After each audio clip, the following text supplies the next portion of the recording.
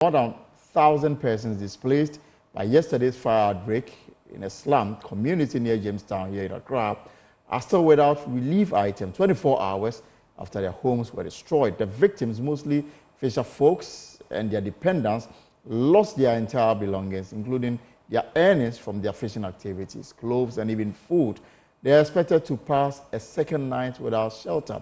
Semifa Rejoice Pesu has more in this report. The fire swept through over 500 wooden structures that served as shelters for the community. As a result, scores of families have been forced to sleep in the open with little to no access to basic necessities. The lack of immediate shelter, coupled with the destruction of personal belongings, has exacerbated an already dire situation for the affected residents. Individuals who lost their shelters in the blaze are now appealing to authorities for essential aid. Last at around 1 something. We were sitting close to the sea and we scented smoke and we thought it was someone burning character. But we weren't convinced enough, so we decided to check where that thick smoke was coming from. Upon our arrival, we saw our homes burning to ashes. We didn't have enough water, so we didn't have a choice to go and fetch water from the sea. Indeed, we lost a lot.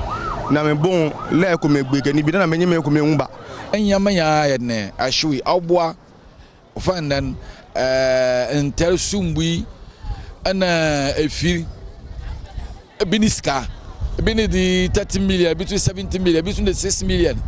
The abandonment of Muscaya Washu. I know skates then who say this year one pass and I be the man.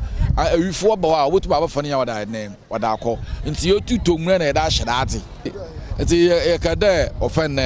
But Pano Botiado, Chinese for Dana, Waste Adakasin. I want to find Yakade, Nay Biampo Yanda. Assembly member for the Gbagba City, Jamestown area, Festus Ni Ai Hayford, has been speaking to Joy News. This place is a business area, so it's not a place for people to be living. Even though people do come and then after work, they have some massive structures around which they try to spend the night in order, because some would have to go for sea probably at dawn or early the following morning. So those whose properties have been destroyed are the fishmongers. Fishmongers, yes. They have lost a lot of things. Engaging some of them. Yesterday I came around when the fire was being quenched. And then we saw a few of them who were trying to salvage the few things that were left for them. It was a difficult scene to behold. A few of them who had to leave just step out. Those who were able to salvage some of their stuff, they bought abubuya and then some other means of transportation to take them back to wherever they are coming from. Those who don't have anywhere going, they have to pay to their friends. That was what I saw, but just for us to know that this place, like I mentioned earlier on, is not a residential area. It is a business area. And the numbers, as of now, I can't give you off-head because we are still putting the list. You know, they are dependents. So if you want to add the dependents to the main business owners, then you can be talking about these huge numbers.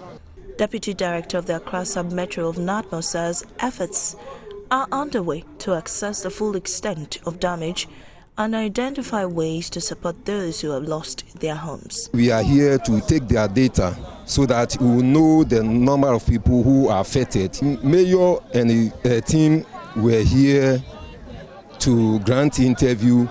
So she tasked us to come and take the data, and then we forward the data for her to know if there is any help that they can give to support them.